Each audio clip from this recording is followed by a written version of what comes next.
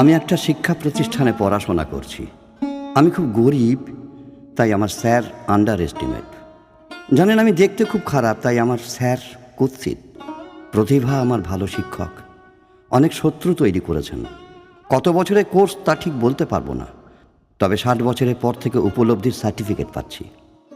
জীবনকে অনুভব করার নিজের জীবনই তো বড় সাক্ষী। আসলে দারিদ্রতা ভালো শিক্ষক, তার শিক্ষার ক্যামেরায় কঠিন বাস্তবতার ছবিগুলো স্পষ্ট। আবার কি জানেন, আপনার রূপ যদি খারাপ হয় তাহলে আপনাকে খুব সহজেই অপমান করা যায়। বয়স্কদের পায়ে অজান্তে পা ঠেকে গেলে প্রণাম করতে শিখেছি, সেটা এখন সরি বললেই সব মিটে যায়। একজনকে আন্তরিকভাবে বলে ফেলেছিলাম প্রণাম করো, তার ইগোর আগুনে ঝলসে উঠে বলেছিল আমি কি কুকুর? কি বেহায়া বলুন তো, আমি জোর করে সম্মান ভিক্ষা চাইলাম। আসলে জোর করে গাছ উপড়ানো যায়, কিন্তু জোর করে ফুল ফোটানো যায় না।